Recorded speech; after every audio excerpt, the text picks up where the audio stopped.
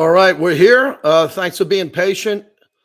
Let some people get in the room here, get the chat going. Welcome to the YouTube live stream on Tuesday night. And we've been pretty consistent doing this on Tuesday nights. Hoping everybody's having a good day here. A big news day in sports. A lot happening, especially with coaches, head coaches. Big decisions coming up here. All things I want to get into coming up here. So we want to know we have some live bodies, some warm bodies in there. So jump in the chat and let us know that you're there. As you know, as always, we are brought to you by Modelo, the number one beer in America. The new official beer has been of Allegiant Stadium, home of the Super Bowl, and Modelo, proud partner. We like to crack a Modelo, an ice cold Modelo. Thanks, Steve Gomez and the team here in Southern Nevada for support not only my radio shows, but the podcast. As we open this up again, and I think this is a really good time of year for sports, especially with the NFC and the AFC championship game getting set for Sunday. And that's primarily what I want to talk about here tonight, is the fact that the 49ers should have lost to the Green Bay Packers. I thought they were outplayed, the perfect opportunity to get eliminated and lose the game, and the Niners found a way to win.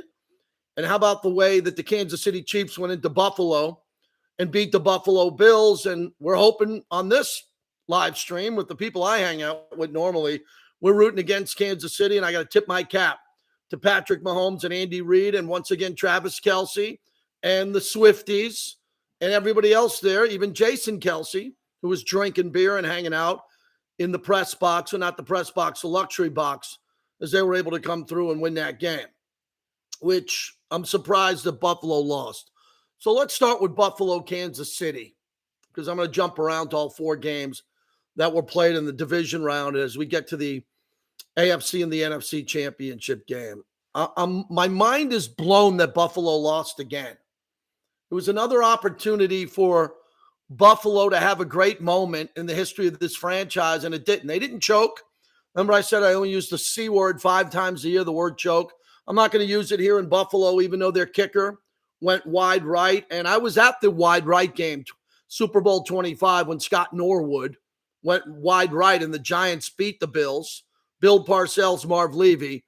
This does not compare to the Super Bowl wide right, but it was a kick that should have been made, and the Buffalo Bills lost. They let Kansas City hang around.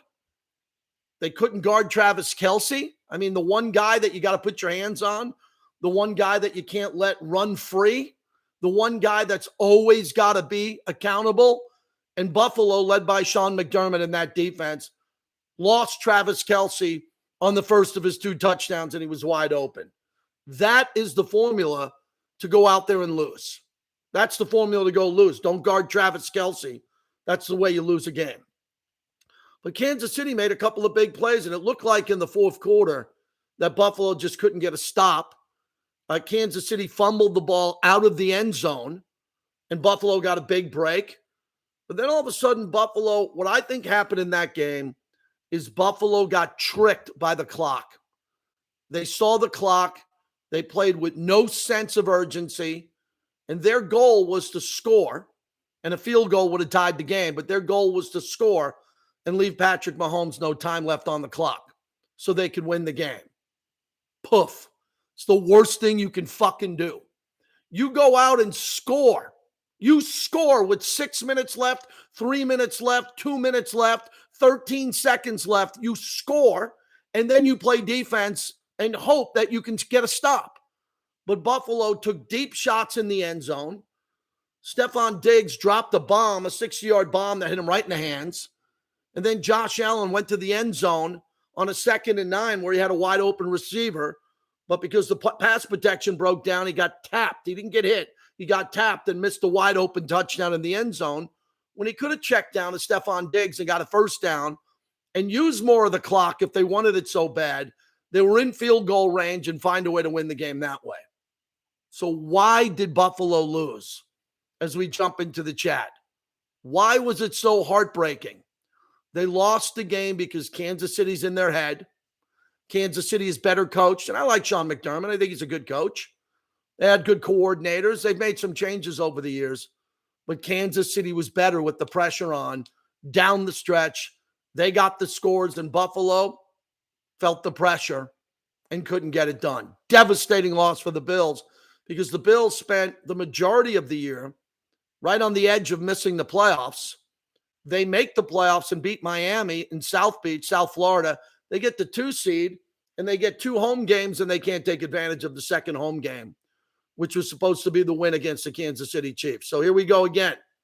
We got to deal with this Kansas City story with the Swifties, all the television coverage. By the way, it was the highest rated game of all time in the divisional round. And I will bring that back to Taylor Swift. She brings millions of people. They had 50 million people. Well, give her 2 million of it, and that's how you break the record. Dead serious. Women and non-football fans turning into a football game, on top of all the other diehard football fans. That had something to do with it. And what can I say? The team I want to see lose, Kansas City, has now advanced to the AFC Championship game in Baltimore. All right, the other game that I want to spend a few minutes on is San Francisco and Green Bay. Green Bay was the better team. I can't believe I'm saying it. They were the better team. And Jordan Love threw 2 interceptions, and they missed the field goal, and that's how they lost the game. I thought they played better football than San Francisco, and until Brock Purdy, I believe, went 6 of 7 on that final drive, which is a hell of a performance. We've seen drives like that in the playoffs with Joe Montana and Steve Young that were that crisp and good with the season on the line, and Brock Purdy showed up. But he didn't play great the rest of the game. And Jordan Love outplayed him until the fourth quarter when San Francisco settled down. I think Green Bay thought they were going to win the game. They miss a field goal, they throw an interception, and they lose the game. So my analysis all week long on that loss by Green Bay was they're just not ready yet. And Jordan Love played in Las Vegas against the Raiders this year, and he wasn't good at all. I mean, he threw a couple of nice passes, but the Las Vegas Raiders beat Green Bay. And I walked out of that game saying Green Bay's not very good. And Matt LaFleur coached them up and coached them really good to go into Dallas and annihilate the Cowboys and then almost beat the 49ers.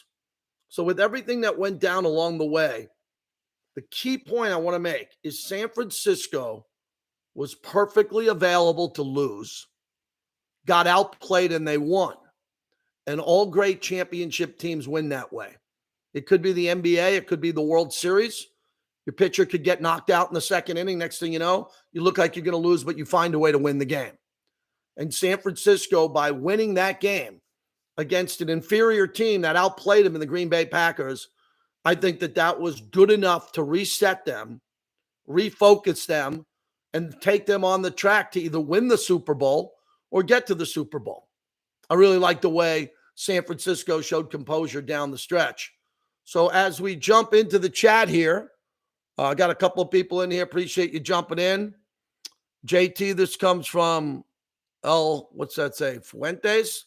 I've been listening to you since Fox Sports on the late night show, Hours with Tom Looney. Just put out a podcast today with Tom Looney. If you go to JT and Looney, where you get your podcasts, we interviewed Kevin Iole today, a famed combat sports boxing and MMA writer. You might want to check that out here. Carol S. says, JT, anybody but the Chiefs. And Adam says, thoughts on the Raiders' new GM. I'll get to that in a minute after I pound through some of this NFL content. I like Baltimore to beat Kansas City. I saw the line went Baltimore -4 today at Circa. That will change by the time you're listening to this live or possibly listening to it on deck. But I like Baltimore to win. 4 points is too much. I think Kansas City will lose, but Baltimore will cover the spread. I like what Lamar Jackson did in that playoff game. Houston thought they were ready to win. Houston was ready to roll. Really excited about the opportunity. Lamar Jackson having that halftime speech and being really fired up and ready to play was the difference in that game. So we learned a couple of things about Lamar Jackson in that game. He was highly motivated. He was pissed off at halftime, and he came out there and he won the game. And they beat the Texans 34-10, and Baltimore hammered them in the second half of the game, outscoring them 24-0. So that game was 10-10 at the half. really good game. CJ Stroud and the Houston Texans were in a position to win that game because they got to halftime with a really good young quarterback, but they weren't ready. They're just not ready, and they're a year away. But congratulations to D'Amico Ryans in winning that game. I think we'll see the Texans back. Again, thanks to Modelo, the fighting spirit, the number one beer in America. See, on radio, we go to commercials, or we go to the 2-minute drill, or we go to the sports bite, or most shows have co-hosts and producers or clappers, people that probably shouldn't be on the radio, but they are. So they get to talk and the host gets to take a breath. Here on the live stream, it's all me. And I spoke a lot today.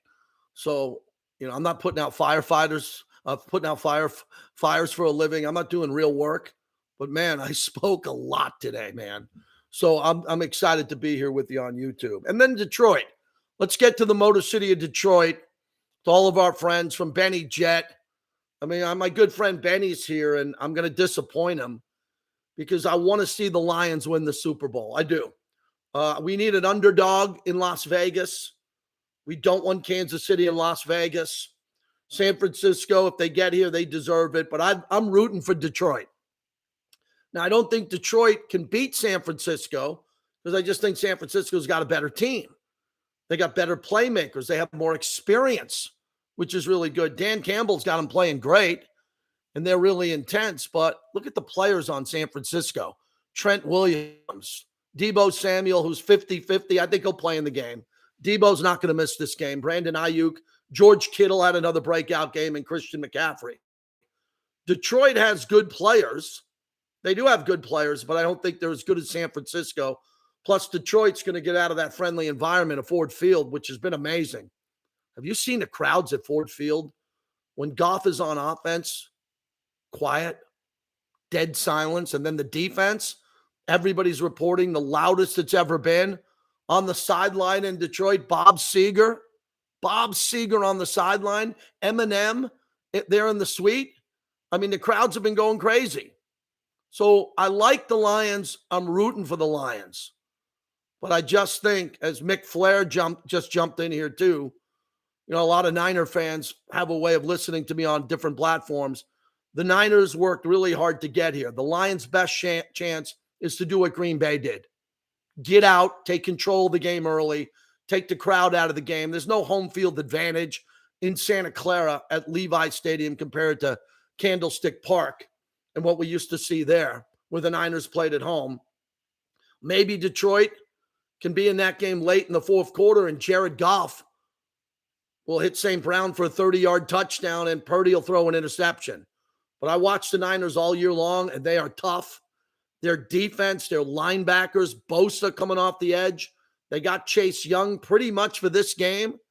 Aiden Hutchinson coming off the edge for Detroit is good. I like Detroit's defense. Aaron Glenn's did a nice job getting them to run around and go crazy. Ford Field, as Benny Jet said, is sold out for a watch party. How many people is that, Benny? I think it's well over 70,000. I'd like to know how big that is. But Detroit's got to hope that Kyle Shanahan, he didn't have a good game against Green Bay.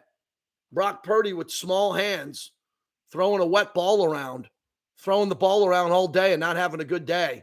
I don't know what the weather's going to be like in Santa Clara for this game, but Detroit likes a comfortable environment. They like to play in the dome.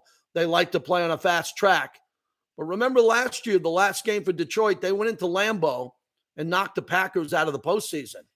Remember, Detroit wasn't playing for the playoffs. They won the game and knocked Green Bay out. And that was Aaron Rodgers' last game. No, it wasn't. It was the year before, but you get where I'm going there. So Detroit's had a big road finale. This should not be the finale for Detroit. The finale would be the Super Bowl in Vegas, but I got to give the 49ers the credit they deserve. Got to give Detroit credit, but I got to give the Niners a little bit more. So if it's the Niners in Baltimore, okay, I'd love to see Detroit playing Baltimore. That would be perfect for me.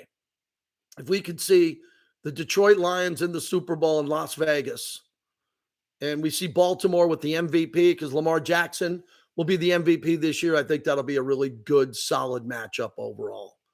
Let's jump into the chat again. Everyone expected the blackout Super Bowl rematch. That would be the rematch of Colin Kaepernick in Baltimore and Baltimore winning.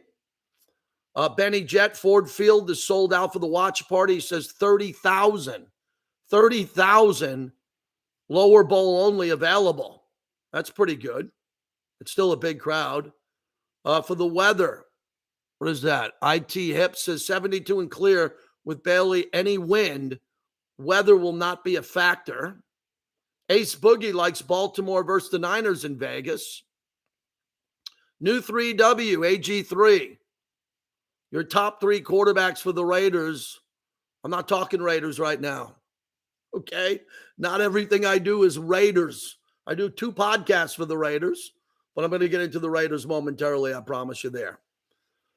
So, who do you want to see in the Super Bowl? And here's even a bigger topic. Who's the one team you're rooting against to get to the Super Bowl? I think that's a big topic we don't talk about anymore in sports media. You know, the loud debaters, the screamers on cable television, cable sports who scream, just want to be louder than the next. I don't think we do enough. And we're getting softer and softer as a sports society. We don't do enough rooting against a team that we don't want to see win. I grew up a Yankee fan. You see here behind me, there's a lot of Yankee memorabilia. So I rooted against the Red Sox. If the Yankees lost to the Red Sox, I didn't want the Red Sox to win the World Series in 2004. I was hoping they'd lose. I didn't say, well, the Red Sox beat my Yankees. Now I want them to win. So we lost to the champions. No. I know that Ohio State was not pulling for Michigan when Michigan won a national championship, nor were the Florida Gators pulling for Alabama when Nick Saban was winning titles. It comes down to this rooting against the Chiefs story, which I'm putting out on all of our platforms. I'm really against Kansas City because they're good. So is there a jealousy factor? Sure. I'll admit, sure, there's a jealousy factor. Number 2, I don't like them. I'm in the AFC West.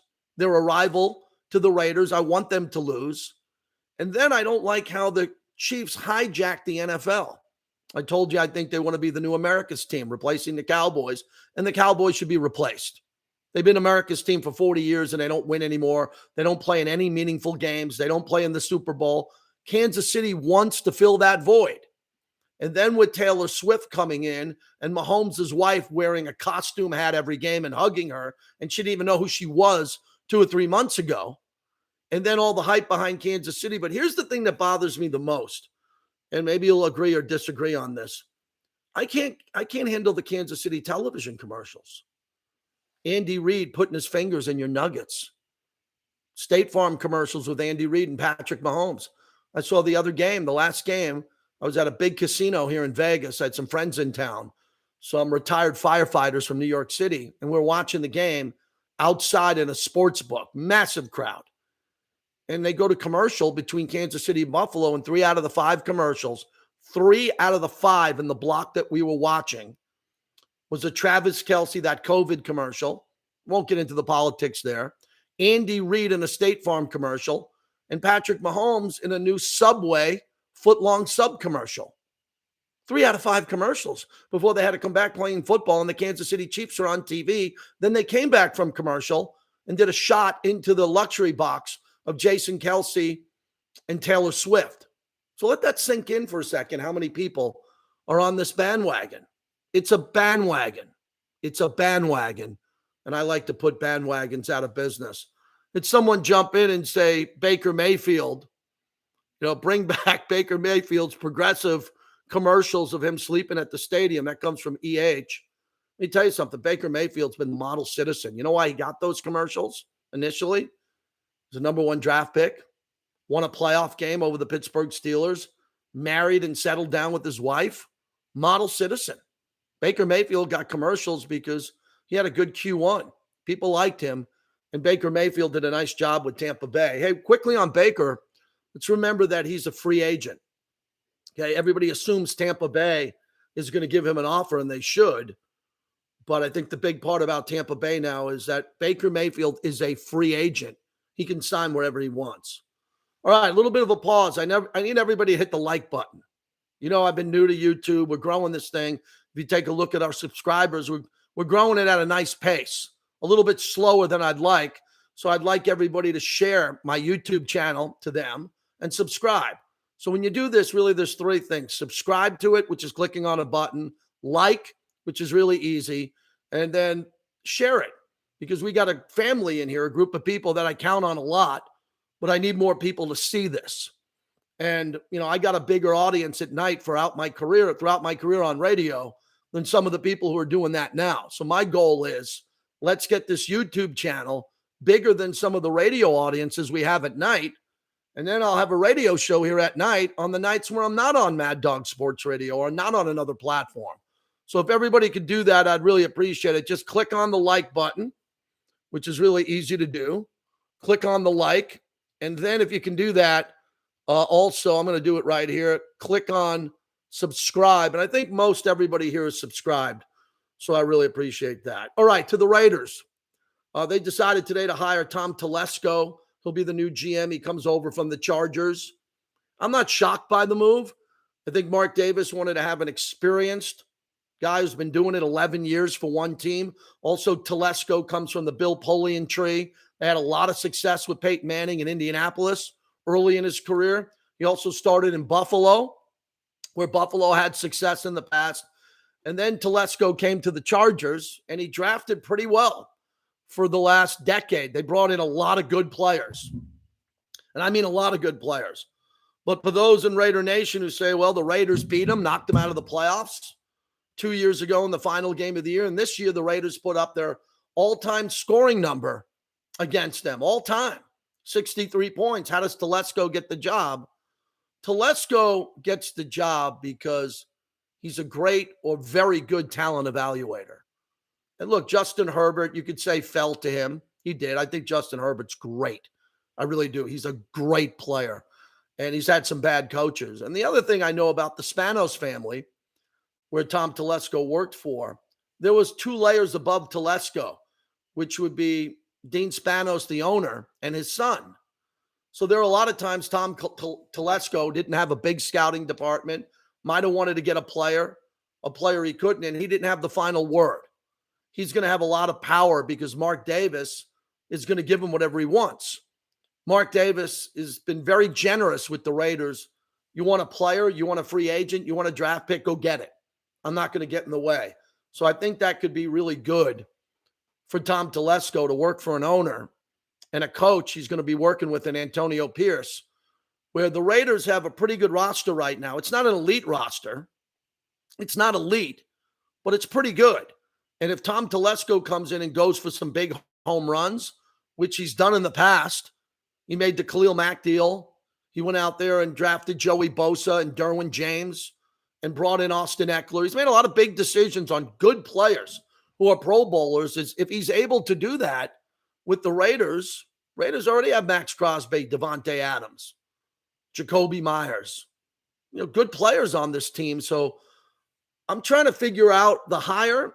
I like the hire because he has experience. Champ Kelly, the interim GM, there hasn't been an announcement made on him. I hope he stays with the team in some capacity. He's a really good guy, and I think very good at what he's going to do. And then the offensive coordinator is the next position that needs to be filled. Yeah, exactly right. And 3W. I think the Raiders have to go really big with that pick. Alex Van Pelt is a name. There's a couple other former coordinators. And one other thing on the Raiders, they brought in Marvin Lewis to consult for Antonio Pierce, and he's really good. He's a head coach. For those who have said Cliff Kingsbury, I like him too. Why wouldn't I like him? He's a former head coach who's worked with Patrick Mahomes, Caleb Williams, and Kyler Murray. Kyler Murray, who won a Heisman Trophy. So I can tell you one thing, Cliff Kingsbury can call some plays, but I have no idea if the Raiders are going in that direction. But the OC is going to be really important. Really important. EH says, bring Herbert with you, Telesco. That's not going to happen. Herbert's the face of the LA franchise, and that leads me to Jim Harbaugh. Reports are Harbaugh's getting closer. So as I look at the chat here, and I want to refresh Adam Schefter, so we take a look at what Adam Schefter's saying, and also Ian Rappaport and some of the others here. Adam Schefter 1 hour ago, Raiders officially have hired Tom Telesco. We knew that. Falcons completed their second head coaching interview tonight with Rams defensive coordinator Raheem Morris. I think he'll become a head coach in some capacity.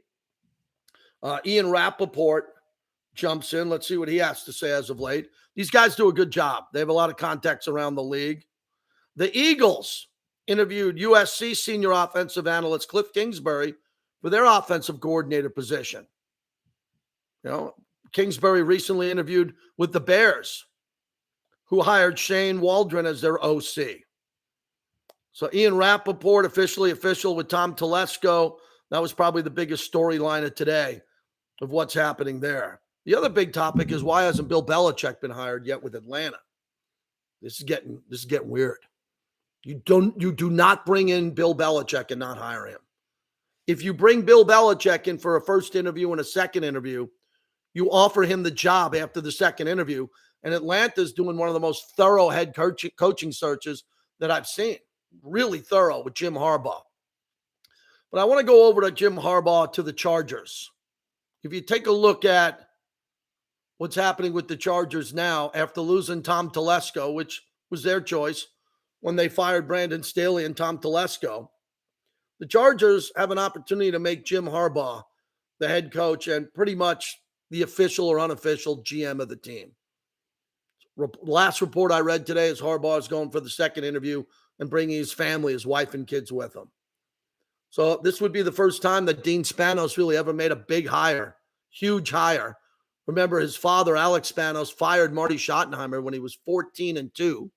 14-2 on that team. Norv Turner had some good teams, a good football coach. Not a great head coach, but a good football coach. So Jim Harbaugh's name is still out there. And when you take a look at those job openings, I didn't think we'd get to the point now where Carolina wouldn't have a head coach, the Chargers, Atlanta. We're looking at all these big positions out there for head coaching hires, and some teams are taking their sweet-ass time. But I think that's because they want to wait to interview the offensive coordinator for Detroit. So when you look at that, maybe the number one name outside of Belichick and Harbaugh, you can go down that direction.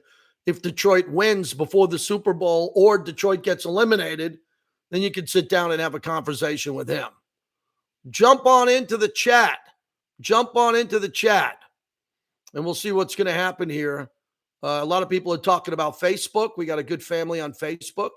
JT the Brick on Facebook and on Twitter. Are you still calling it Twitter or are you calling it X? I call it Twitter. Twitter's been pretty angry so far in this new year. I was talking today to my podcast partner, Tom Looney. We're just in, what's today's date? We're in the January 23rd. And I want to ask you in the chat, what do you think has been the biggest media fight so far this year? Stephen A. versus Jason Whitlock? Aaron Rodgers versus Jimmy Kimmel? Pat McAfee going up against Norby, his boss at ESPN? I mean, Skip. I watched Skip the other day. People say, how do you watch Skip? I don't watch Skip Bayless. He's an actor. But at times, I got two sons who live in the house. It might be on. And if it's on in the morning and he's yelling at Richard Sherman. Richard Sherman has no respect for Skip. Skip needs Richard Sherman. And man, I watched it the other day. It was so uncomfortable to see how uncomfortable it was to put on that television show. The television quality of that show with the 4 boxes looked weaker than a college broadcast. I studied television in college, and we put together fake TV shows that look better. Skip got destroyed by Richard Sherman pretty bad. That comes from Ben, who's checking in. Look, Skip makes a lot of money. He makes a lot of money, a tremendous amount of money. He does, and Stephen A. is on his way to making $20 million. Stephen A. worked with me at Fox Sports Radio for a couple of years, and we had a lot of fun. I didn't get to know him well, but we had a couple of good moments together on radio and on the phone. So I'm always pulling for him, and he's a really good guy. And a lot of people you don't know on TV and you don't know on radio, and you have these impressions that they're a-holes or they're loud. They're all different in real life. But Skip is an actor, and it's really bizarre how he acts. But when you're making the type of money he's making, he's laughing all the way to the bank.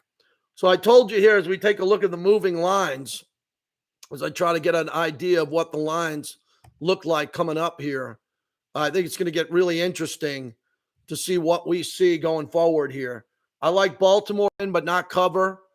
And I like San Francisco to beat Detroit and cover the spread, even though that isn't a done deal. Look, I'm rooting for Detroit, and Detroit could come in and do something really special. Detroit could come in and do something super special and jump in and get it done and can win in a big way. As I'm taking a look at the some of the odds here, I'm trying to get it up here, so give me a second here. I use Wager Talk. If you go to wagertalk.com for their live odds, I love it. Really easy to kind of take a look at the lines and the moving lines. Today I was on the site and looking live at the lines when they moved, and that Baltimore game went to Circa. Circa here in Vegas moved it to 4. So let's see where we're at. Yeah, Circa in Las Vegas has Baltimore -4, and that moved the number over at the Superbook at the Westgate and the South Point to -4. DraftKings has Baltimore -3.5. So does Caesars. Bet Online. So that line moved. Yeah, sharp money coming in on Baltimore. I don't think it'll go farther than 4. If it goes to 4, 4.5, I think sitting around 3.5 makes sense. And I wouldn't be surprised if some big bets came in later in the week. I'm talking a lot of dimes coming in on Kansas City, and that line moves back to 3 where it originally opened up. And San Francisco, Detroit, that line opened up San Francisco -7 even. And it's pretty much that way across the board. All -7 with a -10, -8 in regards to the 7 and the juice on that. So San Francisco, if it's 7 in the hook, if it gets to 7.5, that'll be interesting. But I like San Francisco to win that game. If Detroit covers, I don't think anybody in Detroit's going to care about making a little money as losing a game. Everybody in Detroit's going to want to see Detroit win that game. I am pulling hard for Baltimore, and I'm pulling hard for Detroit.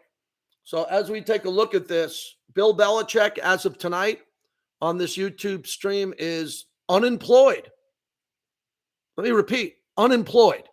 He's not working for New England. He's off the books, and Atlanta hasn't hired him yet. Jim Harbaugh, I believe, is employed in some fashion with Michigan, and he's just shopping around. The big issue is Michigan going to come in and try to come over the top to keep Jim Harbaugh? You can do that with the Chargers. You can come over the top and bring Jim Harbaugh back and say, look, Chargers are offering you $15 million a year or $12 million. We'll match that. We'll match that and throw in something else. A lot of other teams, I don't think, would do that. You can beat Dean Spanos at the negotiation if you're Michigan. I wonder what's going to happen there. And Ace Boogie said, do you think an underdog will win this weekend? No, I have Baltimore beating Kansas City and San Francisco beating Detroit. I think the underdogs can cover, but I don't think they can win. One other thing, the Milwaukee Bucks fired their head coach in the NBA, which was a real big storyline today, considering they had the third best record in all of basketball. So I was watching Inside the NBA, and they were having a really good discussion on how the hell that can happen. For a guy in his first year as a head coach, getting fired, that reeks to me that something happened with Giannis Antetokounmpo, and Doc Rivers is probably going to be the coach there. If Doc Rivers is the candidate and Doc Rivers basically has the most experience, they'll probably go in that direction for the head coaching job. And I think letting go of Adrian Griffin, and there's probably more to the story, and getting rid of him at the halfway point of the season, giving that job to Doc Rivers, that reeks to me that Damian Lillard and Giannis Antetokounmpo are making the calls there. I mean, you can be a 6-year-old and be able to figure that one out. You don't whack a coach that early into his run after he waited that long to get the job, and then all of a sudden you whack him here and you bring in Doc Rivers. That's because the power brokers that be within that, the players, make the decision here. And as you know, the NBA has more entitlement than any other sport out there. Oh, Baseball Hall of Fame. My son just walked in the room. We'll end on this topic. This is an important topic for the later in the week. Adrian Beltre, Joe Mauer, and Todd Helton are officially Hall of Famers. When I mention those names, do you immediately say Hall of Fame? I mean, they're not at the level of Derek Jeter, David Ortiz, guys who aren't in the Hall of Fame like Pete Rose and Barry Bonds and Alex Rodriguez. Are we running out of Hall of Famers in baseball? They're all very good players. Beltre was voted in on 95.1% of the ballots. Mauer on 76.1. They got in their first year on the ballot, like Todd Helton, who's a great hitter. You have to debate the hitting and how many extra hits he got playing in the rare air at Coors Field, but a very good player. He made it in his sixth attempt. Gary Sheffield got 63.9 in his 10th and final year on the ballot. And Billy Wagner really just fell short. He got 73.8 in his second to last year. You need 75%. I think Billy Wagner will get in next year. And then Andrew Jones and Carlos Beltran, I never thought they were Hall of Famers. Really good debatable topic now in baseball. Some of these guys, are they Hall of Famers or not? This one comes in from Ben. Love Beltre. Yes, he is. 3,000 hits, almost 500 homers, one of the best third basemen. Saw him in person a lot, and the guy was a wall. Yeah, I would say that too. Pete Rose is still alive, my friend. And I'm not saying he's running out of time. I hope Pete lives another 50 years. But Pete Rose should be in the Hall of Fame, and they should have an asterisk on his plaque. And he should get in with an asterisk saying that he gambled on baseball as a manager, not a player. As a manager for the Cincinnati Reds, you put a big asterisk on that bronze plaque that he was ejected from baseball, banned from baseball, but he gets into the Hall of Fame as a player. Pete Rose was never accused of betting on baseball as a player, never. And he's got 42-56, the most hits of all time, the greatest hustle man in baseball history, and one of the great characters. You can't have a Hall of Fame without Pete Rose. Just put the asterisks there. And I've been for keeping Bonds out because I think Bonds would have hit about 500 home runs, and he went from 500 to 700 by knowingly cheating, knowingly taking performance-enhancing drugs because he was jealous of Mark McGwire and Sammy Sosa. In 1998, I had a front row seat of that. I saw McGwire and Sosa play in Chicago and St. Louis. Bonds couldn't handle the fact that he wasn't getting that attention, so he connected with Balco. This is all fact, not fiction. The clear and the cream. He enhanced his ability to play baseball. He was a great baseball player. Probably could have been a Hall of Famer, but he would have had nowhere near the home runs. He never would have passed Willie Mays, his godfather, and Henry Aaron. And I think that's the penalty. The penalty is Pete Rose isn't in the Hall of Fame because he bet on baseball. The biggest rule there. I'm aware of it, but I want to find a way to get him in. Barry Bonds cheated because he changed his body and the size and his muscle mass and his ability to change with performance-enhancing drugs. You can start and say when they were legal or not, but Bonds was a knowing cheater. Wasn't a guy who made a little mistake, didn't drink something that got into his system and stopped. He went out of his way to cheat. And that's why Barry Bonds is not in the Hall of Fame. And neither is Alex Rodriguez, who got kicked out of baseball for a year, got kicked out of baseball for cheating. All right, everybody, I'm going to wrap it up. Appreciate it. We'll continue to build this live stream. If everybody, again, on the way out, if you're coming in, hit like, hit share, and keep coming back because I think we're going to have a lot more going on. I'm going to live stream from Radio Row at Mandalay Bay during the Super Bowl. Remember, you can catch me on Mad Dog Sports Radio Sunday and Monday night. I'm on Raider Nation Radio every day, noon to 2 Pacific, 3 to 5 Eastern, 5 days a week. I got the podcast with Tom Looney at JT and Looney. We have the live stream here on YouTube, JT the Brick YT. Thanks to my son who put this together, put a lot of work in to get us going tonight. Have a great day. If you're watching it during the day, have a great night. It's been fun. We appreciate everybody who comes in here. And thanks for helping me build this YouTube channel. It only takes a few of you guys, as they say in Goodfella, to make this go viral. You might share it with someone, and they might share it with 10,000 people. So need people to step up and help me like you always have, especially as we're building a new platform. Have a great night, everyone. Thank you. Thanks.